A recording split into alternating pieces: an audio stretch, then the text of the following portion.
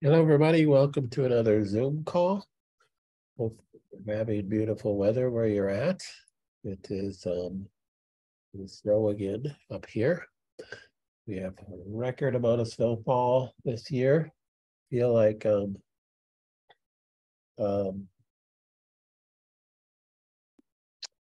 when I was a kid, it seems like since we've had this much snow, so it's great. Snow. All right, let's get started. Some really good news. If you haven't been on the member site, we can now do cheek swab testing again. So we settled everything with the state board, and they had nothing to say about cheek swab testing. We still cannot do one-on-one calls. Um, and our attorney said this is going across the board with our attorney is pretty big attorney with dealing with these things with doctors across the country. And he said this is the way really every clinic that if you're doing any kind of business, state to state to state, across the nation, you have got to go to the group Zoom calls. That's where you're going to be safest. You can't do one-on-one calls. That constitutes practicing medicine within that state.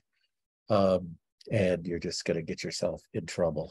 And so, but as far as doing cheek swab testing, doing kinesiology, there's no governing board against that. That doesn't fall within the medical perspective nor the chiropractic perspective. So you don't need to be licensed, naturopathy or anything like that in order to do cheek swab kinesiology testing. So we're safe to do that. Yay, yippee, thanks for all your prayers. I really appreciate that.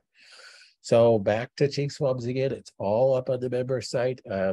So make sure that on the member site, you please, fill out the cheek swab request form so that I know what you want me to test for. And you can test for Rife updating. You could test, we could go back, testing for protocols and everything. We want to leave all those expanded protocols up there because I just believe there's some great information in there for you to use. So if paid for cheek swab test is not in your budget right now, you can utilize those expanded protocols and we can talk about it. We're going to go back to a Monday Zoom call. I don't know if it's going to be next Monday or the Monday following that. I will have that information up on the member site for you in the next few days. So all good news. Back to being able to do the cheek swab falls within our legal right to do that. So that's we just got that information. So praise God for that. Many of you have emailed me personally and asked about, where could you complain about this stupid tyrannical government trying to take over your healthcare system. Really, this is state board issues. And state boards are governed by no one. So the way your state medical board or chiropractic board works in literally every state is the president of the board is appointed by the governor. And it's an appointee, one of those types of appointees that never really changes. So if you have a complete change in government because the people elected a Republican or an independent or a Democrat, they almost never change the appointees, like the chiropractic board or the naturopathic board or the medical board. That's just that those people are in for a life position. The problem is that they are judge and jury, so they can pull if you're licensed to practice medicine or chiropractic in, let's say, the state of Iowa, and they get a complaint against you, they can pull you in and basically rake you over the coals, and you really you can do anything you want. That was the issue when I was licensed in Minnesota. That's why I got rid of my chiropractic license in Minnesota. I got called before the board at least a dozen times. They accused me of things I didn't do. I showed them proof. This doesn't make a difference. If they don't like you, and they didn't like what I was doing with Rife, technology and how we were helping people, they just tore me up and down. Finally, my attorney said, you're not doing chiropractic. Get rid of your stupid chiropractic license and function under your Pastoral Medical Association license. These guys are wicked. And that's what we did back in 2012. But I have stuff against me, the chiropractic board, because of those things, because we were helping cancer patients back in 2005. So it's just insane.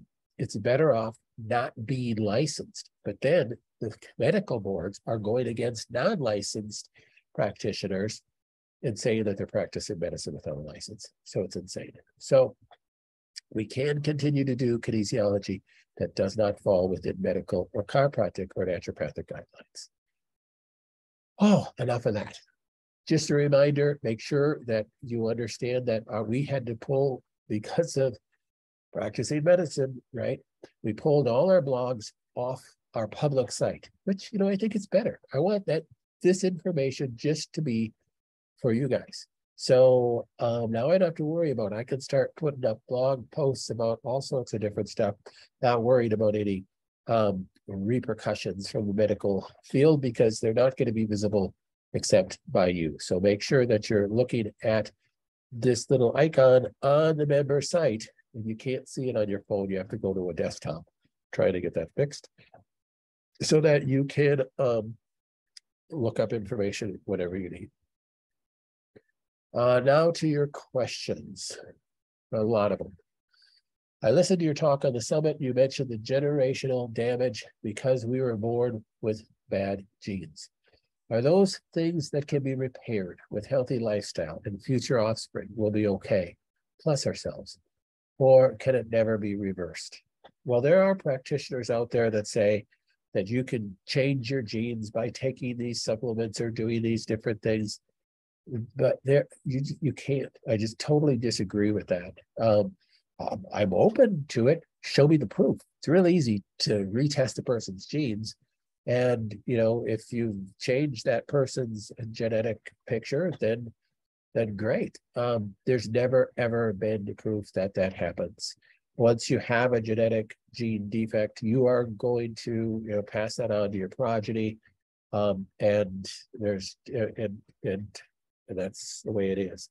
Now, if we were able to go back in time through some sort of magical apparatus and test our ancestors, I will guarantee you that they did not have the same number of defects that we have. So what causes our genetic defects is we inherit genetic defects from our parents.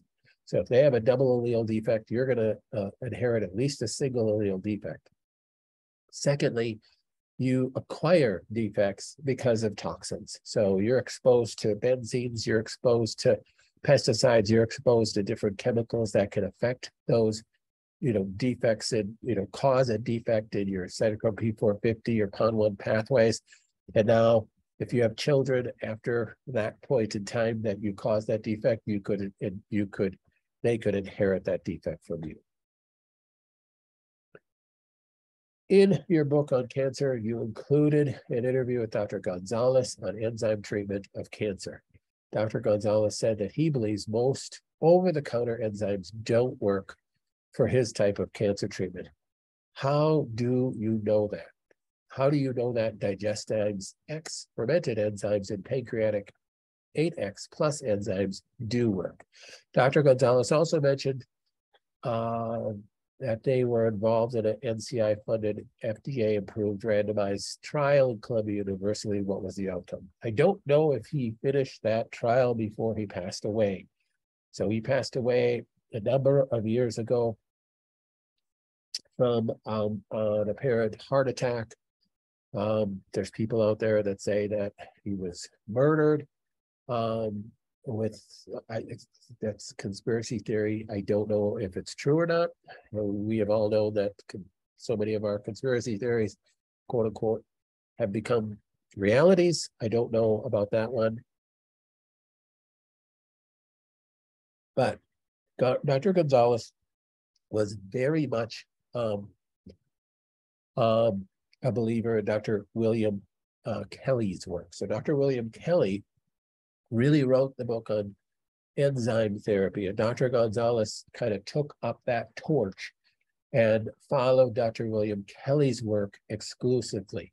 So his belief, and at the time really of my interview with him, is that he believed that the best enzymes were the pancreatic pork enzymes, which are the pancreatic 8X enzymes. Okay, so the pancreatic 8X enzyme that you're talking about here really is the same thing as what Dr. Gonzalez used. Dr. Gonzalez used a brand of enzymes that we also carry that's from Allergy Research Company, and they're called pancreatic pork enzymes. That's what they're called. And they're less expensive than the Digestimes Plus, but they're less powerful. So the Digestimes Plus are more powerful. And that's I believe that wholeheartedly. If Dr. Gonzalez was alive today, he would probably be using the Digestimes Plus, because the biggest struggle with using the Allergy Research brand pancreatic pork enzymes is you literally need to be taking 75 of them in the morning and 75 of them in the evening. Now that's very difficult to take that many for anybody, even if you're super healthy, to be swallowing that many enzymes. And that was the compliance issue was an issue that Dr. Gonzalez, spoke about quite often. That was a huge issue for helping people. The Digestimes Plus fermented are more powerful enzymes. You could take far less. That's the benefit. Pancreatic 8X is really the same thing as this. It's just a different company that makes these than the Allergy Research. Kinesiology is a cornerstone of determined customized protocols for your members. Okay, well, this came in before. Yeah, we don't have to worry about this anymore because we're going to be doing the testing. So other legal restrictions and strategy. So we've considered everything. And when we heard back from our attorney that we feel very comfortable moving forward with being able to do cheek swab testing again. So that's very good news. Okay, this question. I remember Ann or Michelle telling me about an alternative to PET scans here in the Twin Cities, one that does not use radioactive sugar or something like that. I'm digging through the emails. Okay, so an alternative to PET scans, an alternative to MRI is this company right here, the Prenuvo. Prenuvo is a new type of MRI. I actually interviewed this doctor on our Cutter's Clinic Live a couple of years ago. This was the last scan I did for my cancer. Now they have these units in Boca Raton, Dallas, Los Angeles, Minneapolis. It's actually out in where was it that I went? It's out in St. Louis Park area, Silicon Valley, and Vancouver, British Columbia. So they have several more that they're hoping to refurbish, and because they're taking MRI units and they're adding some technology to them to be able to give a much better picture than an MRI. It's kind of like an MRI and a CT scan and a PET scan all had a baby. You get a Prenuvo scan. The only negative is they're not covered under insurance, but they're trying to make them affordable for people. I think a full body Prenuvo scan is like $2,500. I think it's somewhere around there. I can't remember because mine was a year and a half ago now. Was it? Yeah. And so, but this is what you want to look up, Prenuvo. And they do not use any gadolinium dyes. They don't use, that's the benefit. And it gives a better scan image than if they did, an MRI with gadolinium. So it's really good imaging. I have breast cancer that has metastasized to the bones. My tumor markers are going down. Can you explain how this relates to the bony metastasis? Well, typically, if your tumor markers are going down, that's typically an indication that your cancer is calming down, that you're not getting as much growth. It's not a perfect representation, but it is one sign that we're moving in the right direction. So does the decreased tumor markers have anything to do with the regression of bones? So it doesn't have anything to do whether your bones are healing, doesn't have anything to do with how much damage you have in your bones, but it has to do with the cancer growth is decreasing. But you do have to, it's like any other test, it's just one test. So you have to weigh that with other tests. So the number one test with metastasis would be a PET scan and a CT scan. So, you'd want to look at that. Also, look at alkaline phosphatase. Now, we talked about alkaline phosphatase last week, and I said, alkaline phosphatase, that's one test that you'd have done with a complete metabolic panel. That's typically considered a liver marker, but it will be elevated with bony metastasis, because you'll get a lytic attack on the bone and breakdown of the bone, and that will elevate alkaline phosphatase. So it elevates with metastasis to bone. So let's say you didn't know you had any metastasis to the bone and your alkaline phosphatase was elevated, you'd want to at least look at that. The number one reason why alkaline phosphatase will be elevated is not bony metastasis, it's liver congestion. And the number one reason for that is a reaction to medication. So even a healthy medication that might be killing your cancer certainly is congesting your liver, and certainly is still the number one cause of elevated liver markers, AST, ALT, and alkaline phosphatase. My rife ball gets very warm, almost hot. Is this normal? Yes, that's normal. That's why it has a little hole in them. The new ones do for the last year and a half to have a little hole to help dissipate that heat. Also, I feel my bones popping. Is it something that it is something that is new? It's not painful. Have you heard of this? Not sure what you mean by bones popping.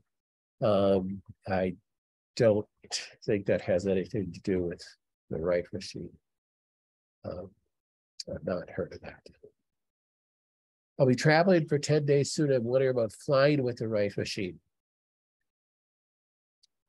Is it typical okay to travel with? Yes.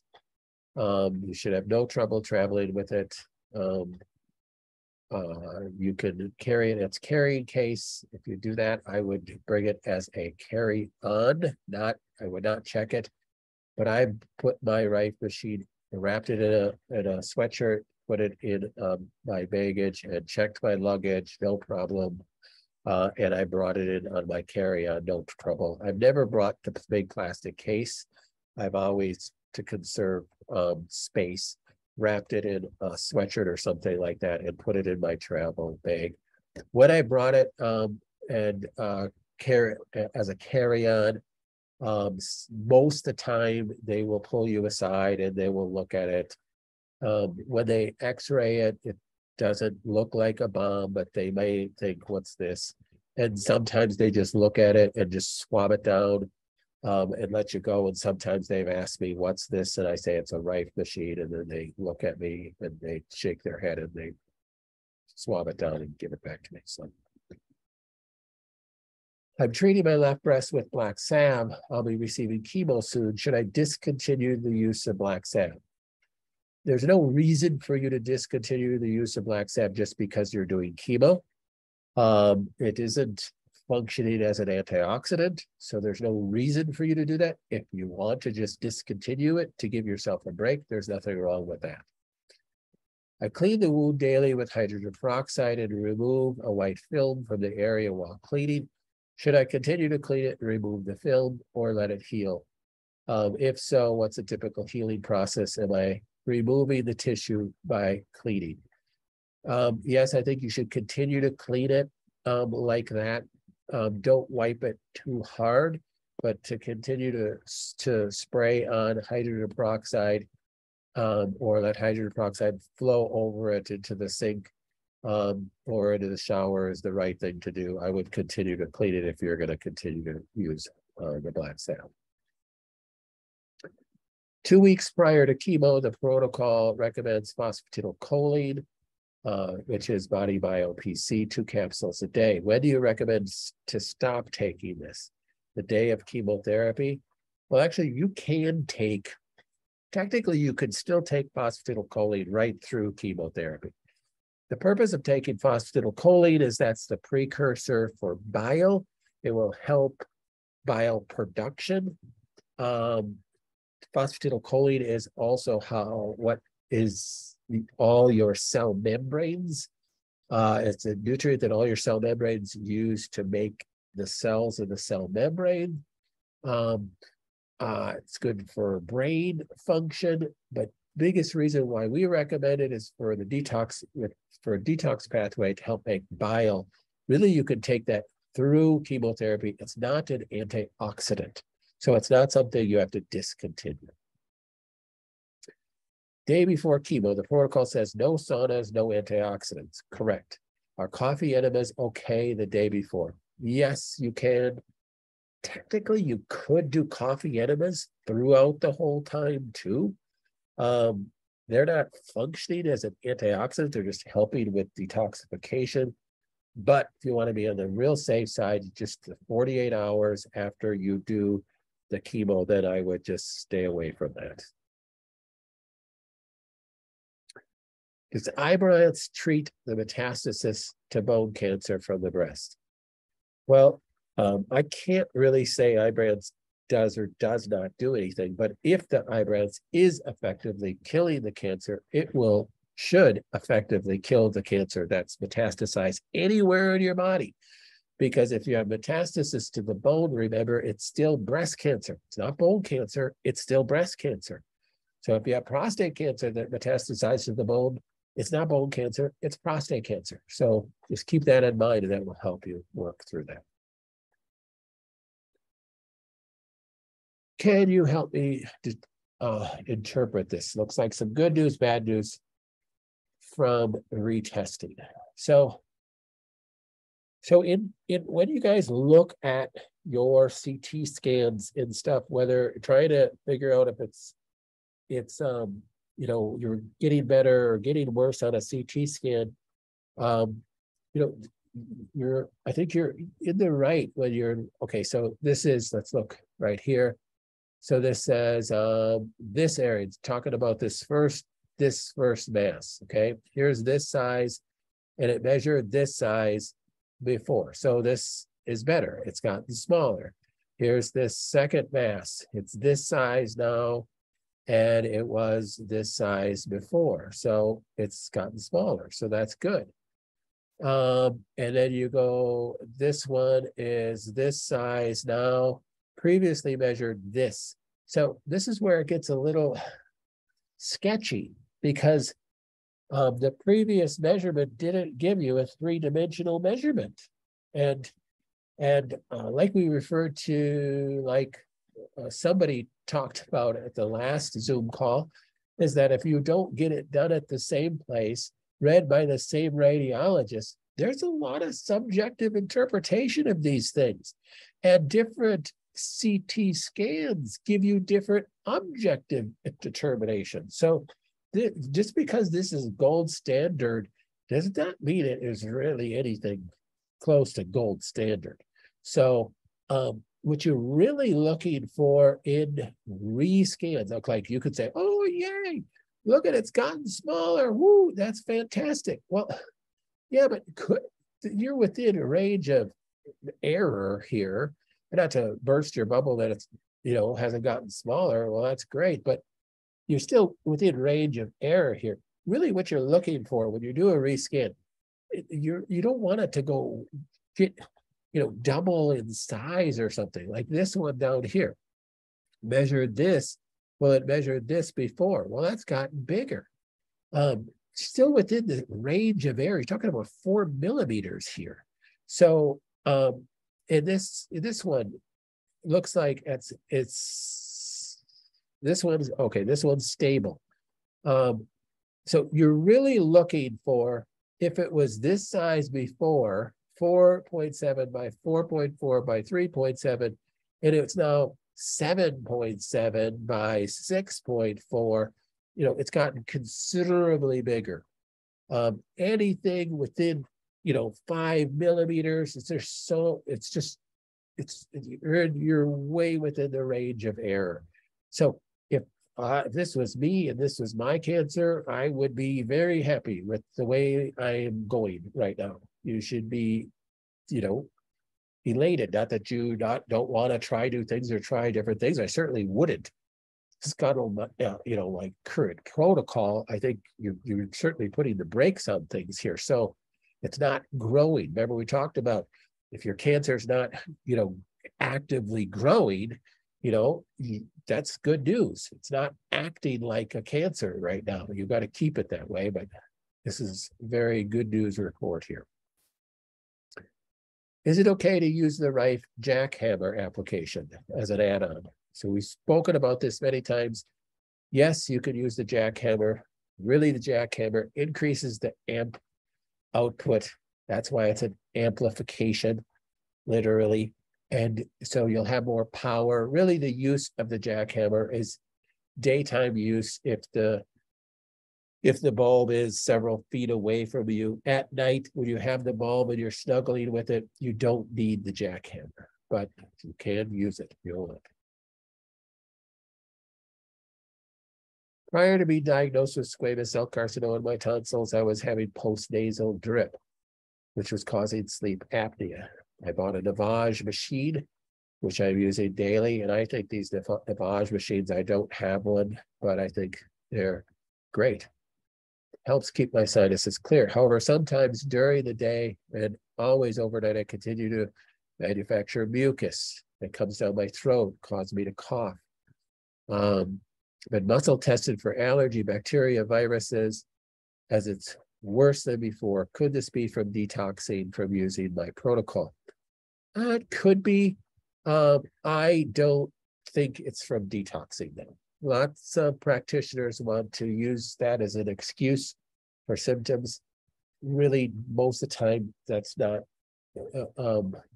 there's no real rationale for that. I think it's because when you are taking a lot of immune stimulation and you're using the Rife to help kill your cancer, you're stimulating your immune response against that cancer.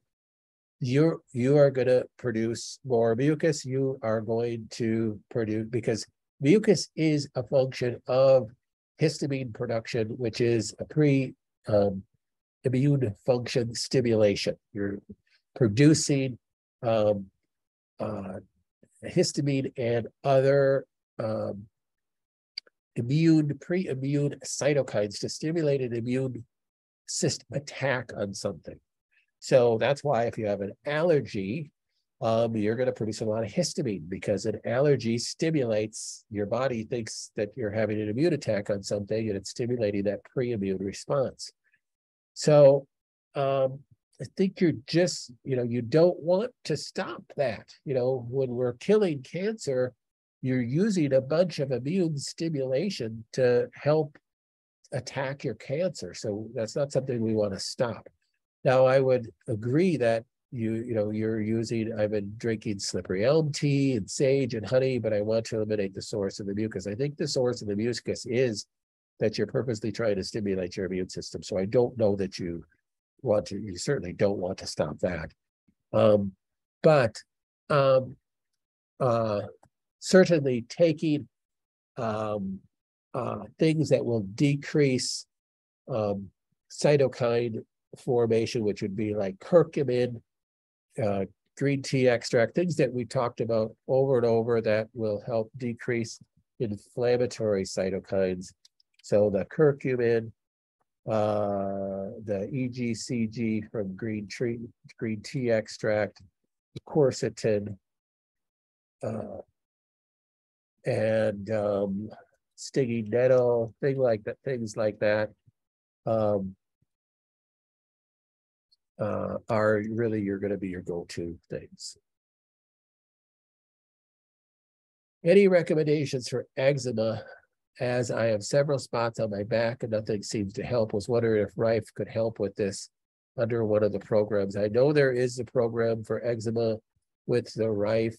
In the past, historically, I've used laser on people for eczema with a lot of help. So if you can find a practitioner that has laser therapy, I would give that a shot too. How can I get my lymphocytes up? So your lymphocytes are one of your white blood cells. So everything that you're doing to stimulate your immune response is going to be helping raise your lymphocytes.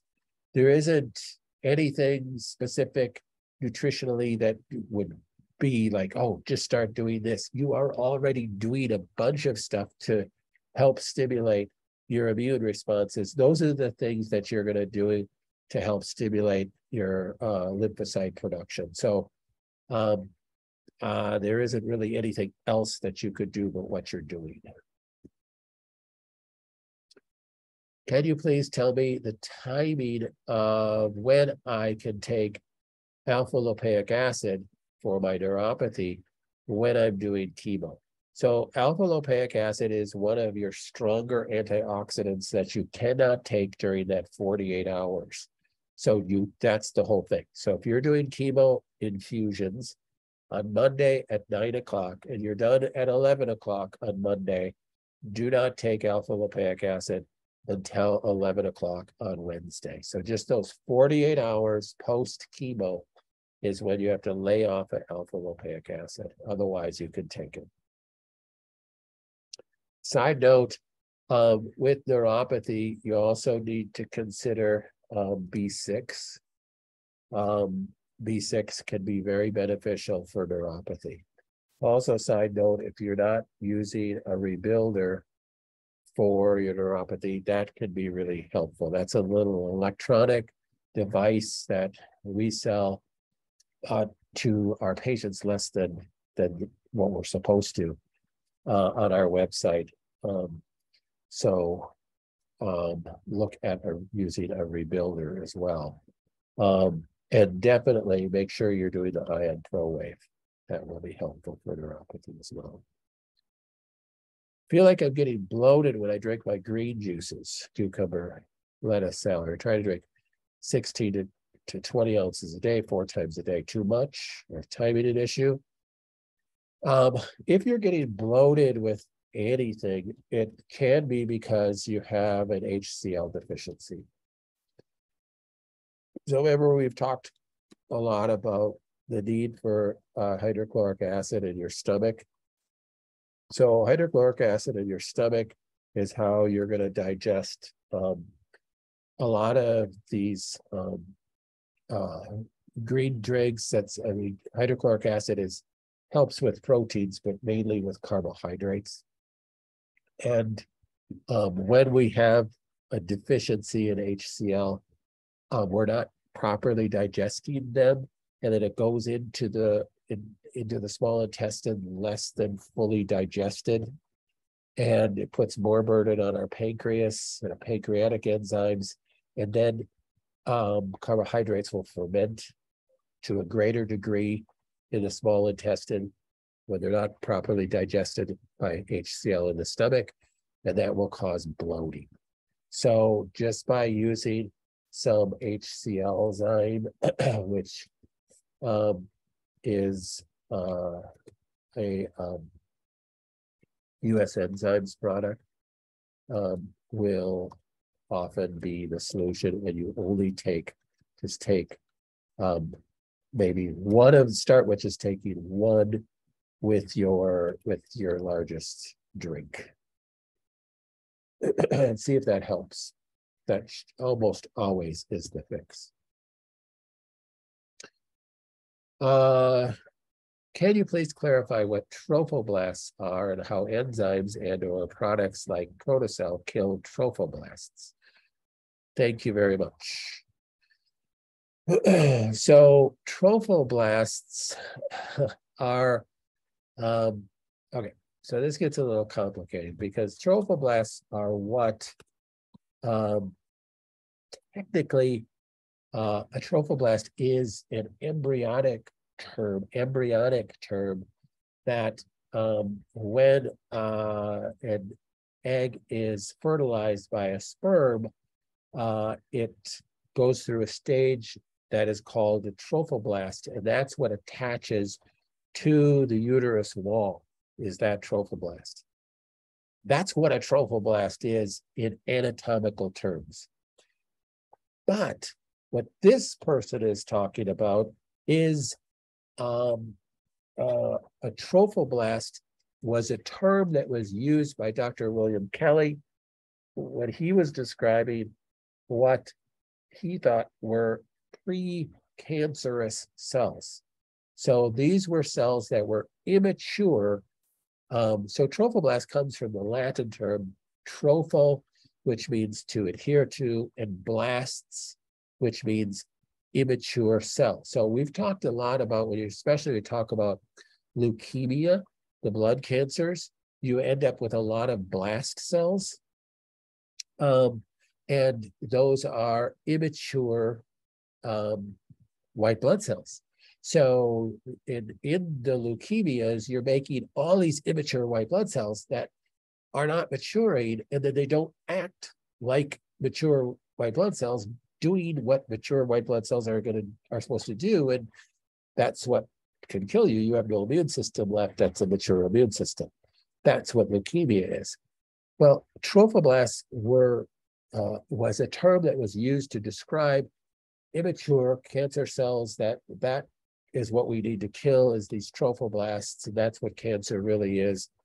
That has not been a proven theory. It's all theoretically out there in the alternative cancer world, though these terms have not been used for decades. So with Dr. William Kelly's work with enzymes, and that's the talk about killing these trophoblasts. So, but really how enzyme theory works, when you're taking high dose pancreatic enzymes, you're really not killing the cancer. You're really killing, and you're really breaking down the acidic slime layer around a cancer so that your immune system can kill the cancer. Enzymes do not kill cells. So that was the theory back then, but that's been proven to be false. Though you can't argue with it, how does enzyme therapy work then? Well, enzyme therapy works, and this is just my opinion, because it's breaking down the acidic layer that's created when cells are in rapid replication. There's a lot of waste that's being spilled out into the extracellular space. That's the space between the cells. And that actually gives the cancer cell even more ability to continue to grow unabated, because it makes it, that extra waste makes it difficult for your immune system to get at the cancer to kill those cells.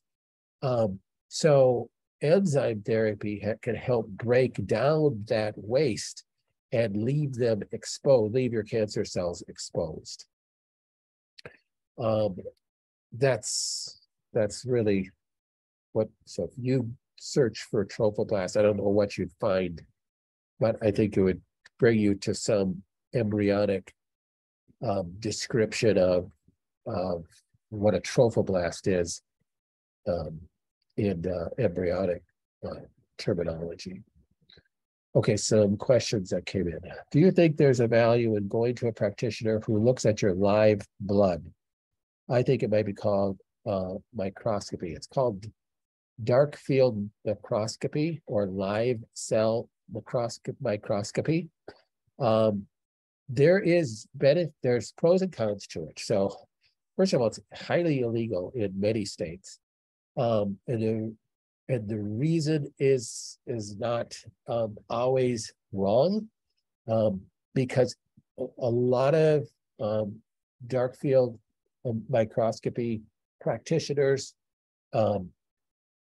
it's something you have to be fairly skilled at in order to really get a good reading.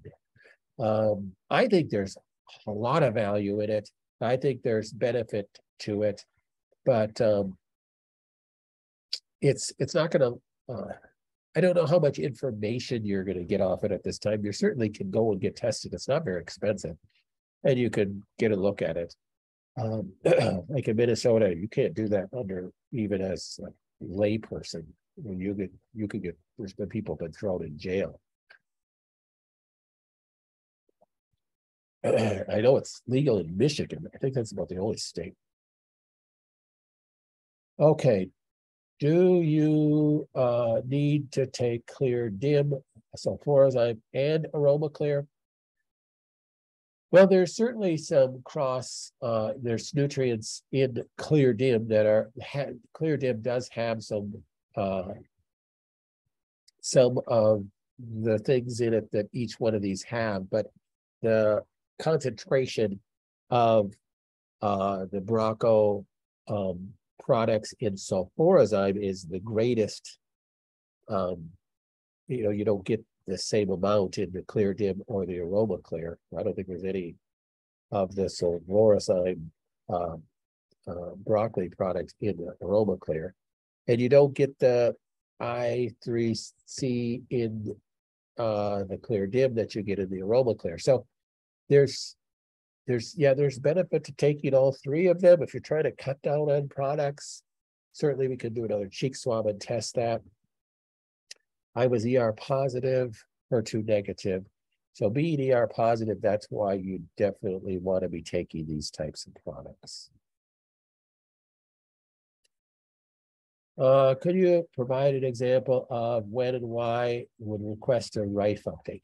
So the same reason why you request a cheek swab. So you can just check that on the cheek swab form. It's a checkbox. Just, some people just want to, hey, I just want to recheck. I just doing this as a recheck, like you'd go to the doctor for a recheck. Or some people will check because of symptoms. So maybe you're having an increased amount of symptoms. That's why you want another cheek swab test. And that might be why you want me to check for RIFE testing too, if we want to add any other frequencies. Now, usually, honestly, I test for, I make the decision whether I'm going to change your program, even if you ask for it or not. But the biggest reason why somebody would want a RIFE update is if they're not doing well. Or maybe even more common reason is that they're doing really well and their spouse, sleeps in the same bed with them, and hey, can you, I'm doing really great, but my husband has prostate issues. Can you put some prostate programs in my overnight so he can, doesn't have to do it during the day? That's the number one reason why people ask for it. Somehow US Enzymes has set up a program where you can take away less. Yes. So we talked about that. So the reason why you can take way less than 150 pills a day is because they're a fermented or concentrated enzyme. Finally, the Lord has given me this verse all week for Dr. Connors and his staff, really for all of us. Exodus 14 to 15, the Lord, your God, which goeth before you, shall fight for you. Amen. Thank you for praying for us. I really, really, really appreciate that. My heart is starting every night at 1 to 2 a.m. in the morning. Is that a liver problem?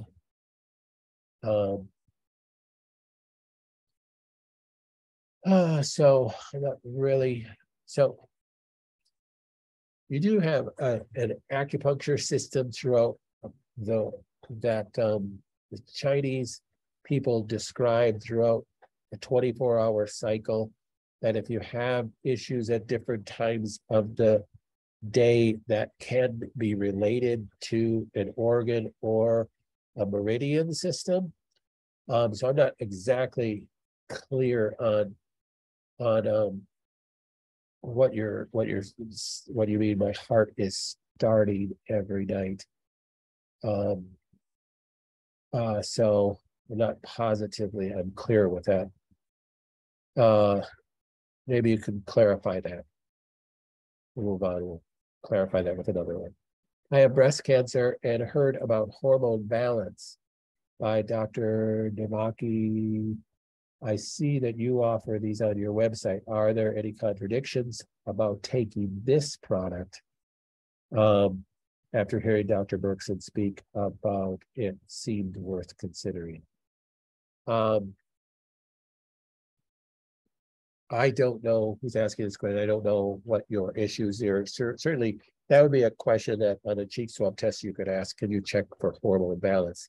And that's another thing to answer the cheek swab question prior, is that many people will say, I want to take this product and I really feel led to take this product. Can you test this? Ion Pro has renal cell carcinoma. I'm wondering if we can get that program on the right without using the Ion ProWave. So if it's an Ion ProWave program, it's usually a higher frequency that you can't do with a bulb. So you already have all the bulb renal cell carcinoma programming in your bulb program that you can put in there. But the benefit, one of the benefits of the Ion ProWave is you can go really high on the frequency that you can't do through the bulb. So you're gonna probably have to do that through the Ion ProWave that way. Dr. Connors, the Pronovo scans, can they replace a PET scan, CT scan for lymphoma and some bone lesions, as I have over the years gotten so many CT scans and now the third PET scan, watching and waiting? Yes, they can, except you have to understand that some medical practitioners, your oncologists, might not know anything about the Pronovo scans. These are medical scans. They're in medical facilities. They're not alternative scans. But it's just a lot of medical practitioners, oncologists, don't keep up with the times. So if you talk to them and say, I want to do this Pronovo scan, they might go, yeah, I'm very familiar with it. Yeah, we could do that instead. But most likely they're going to say, what's that? I have no idea what about it. Understand, doctors are basically practitioners of the industry. So they work for a hospital system or some medical system that governs what they can and can't do. When they refer out of the system, they can get in trouble. And the Pronovo scans are going to most likely be out of the system. So you're going to have to argue your case. So go to their website, the Pronovo website, get the data, and then you can maybe print it out, bring it to your doctor, talk to them, or just do it yourself. Have you heard about using low-dose naltrexone for cancer? Yeah, yep. So you can do that too. That's not something that we can prescribe because that's a medication. It is most of the research on low-dose naltrexone, we've talked about this at length before. It's really an immune regulator. So it is more commonly used for severe autoimmune conditions, but it can be used with cancer, especially if a person's immune system is really, really hindered. That's where we get back to that. This would be an option for that person back here, where trying to get your lymphocytes up. That would, and you can't get your lymphocytes up, maybe because this person is doing chemo or something like that. That would, low-dose naltrexone would be something that if I was in that situation, that I would consider. There's really no side effects that I know with low-dose naltrexone.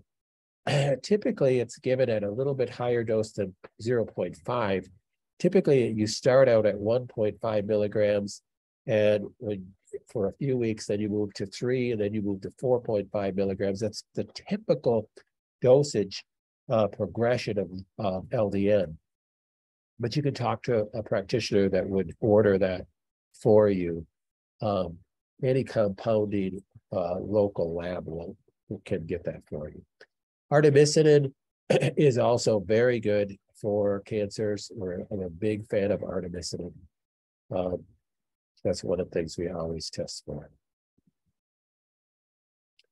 My speakers were working when you responded to the Budwig question. We didn't really have a Budwig question. Can you continue the Budwig? Yep, the Budwig, absolutely. You could continue to, if you're feeling a bit of inflammation. There's certain, remember, any of these, like the Budwig, that would be a good thing to pulse.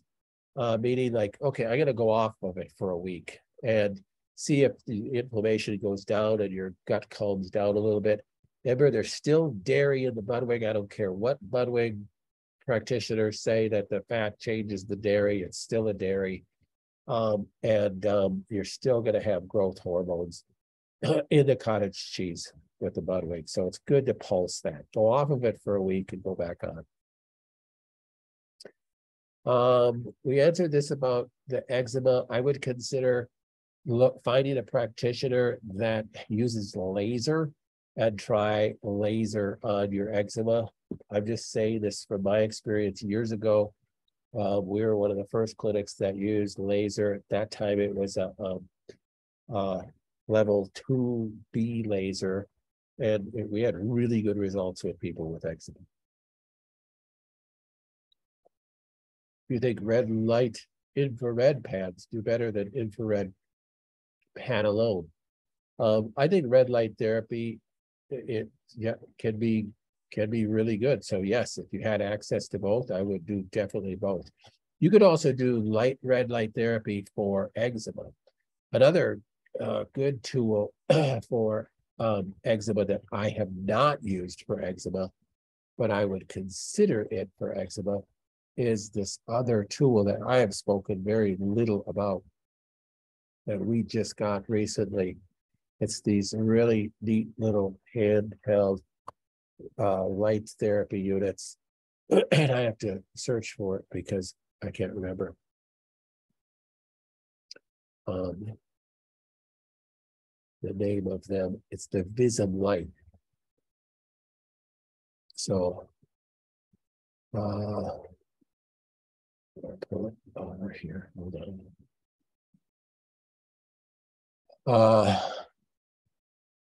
The Vism Light little tools we have on our store, and they're still expensive. They're a couple $1,000.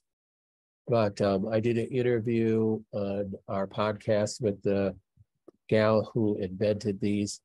Really exciting. We bought several of them to use for our patients, and I haven't been able to spend a whole lot of time playing with them. But this would be another tool for eczema. I do really like her. She doesn't make these, some of these companies that sell this stuff make all these claims that are just not provable. I just really like everything on their website. We have these in the store. Heart is resting and it's waking me up at 1 to 2 a.m. Thank you.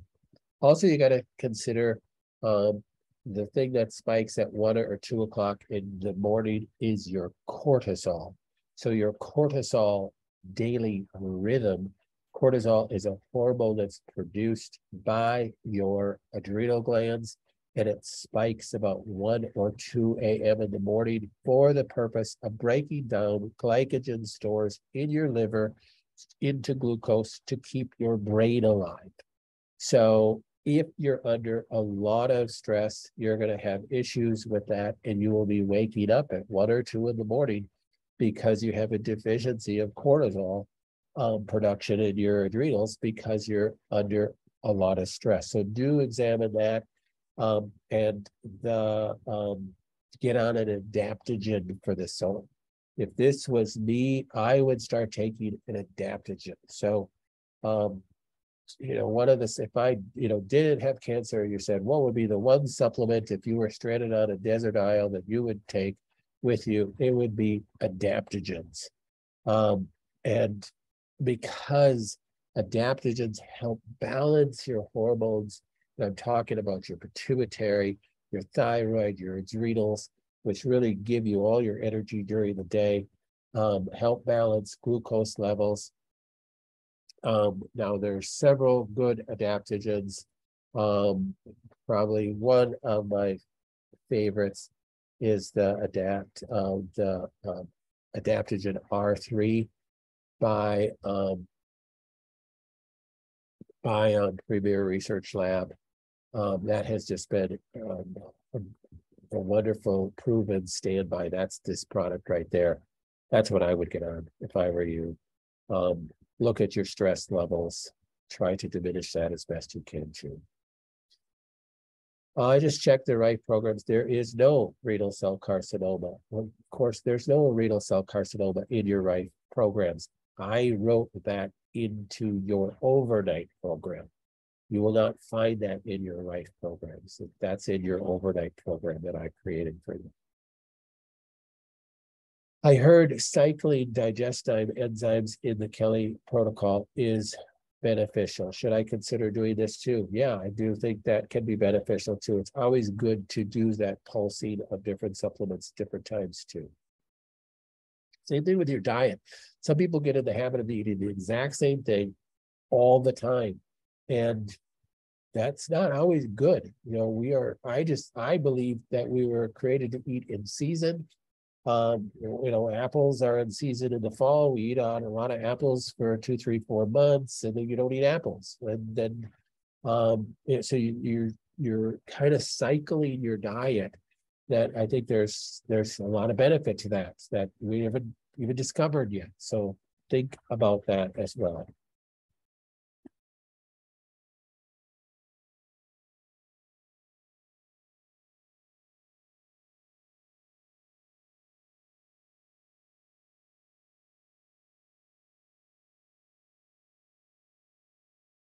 Okay, so a reminder for those that jumped on late, cheek swabs testing is available. If you have cheek swabs at home still, you can send those in. Just please print off the form that you guys have been doing, most of you, so that you tell me what you want to test. There really isn't any changes as far as the testing goes and what we can do. You'll notice that I just have to word it differently when I send you the email.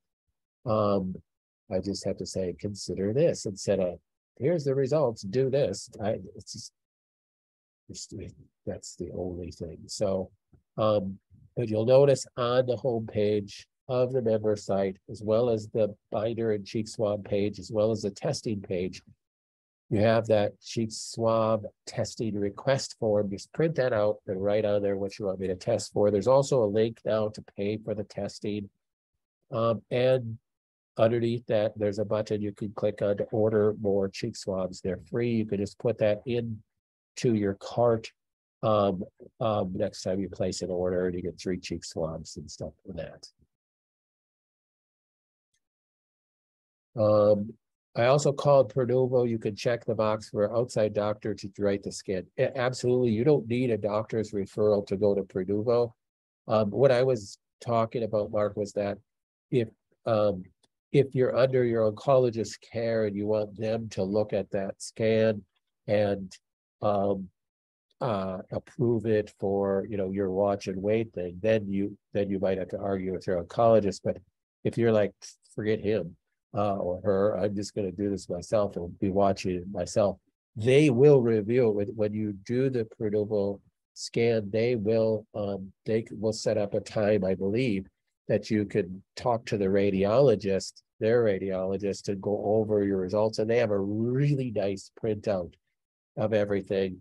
So we've had numerous patients do the Pronuvo, and they really, really like it. it's just really a nice readout and everything. So you're gonna enjoy that.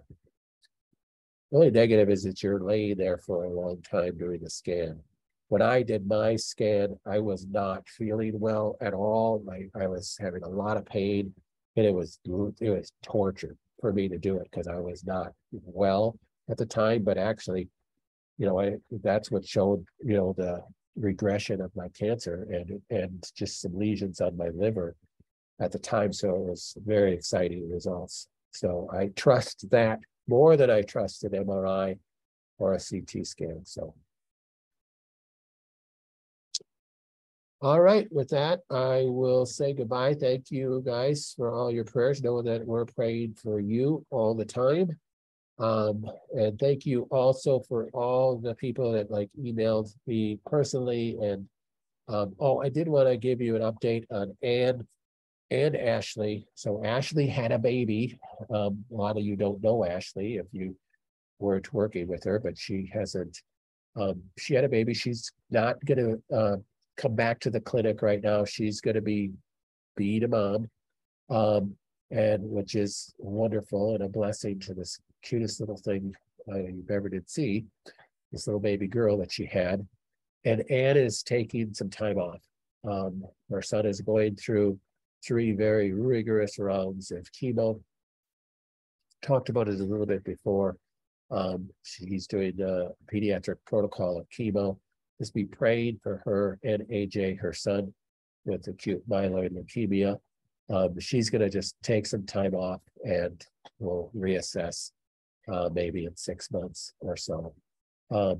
So we cherish your prayers. We're all praying for you, and know that we just care for you guys and love you guys. And we'll talk to you next week. And I'll give you information on the next. I don't know if it'll be next Monday because we have several staff that are going out of town next week. Probably the following Monday, we'll start with that other Zoom call again. Okay, bye-bye.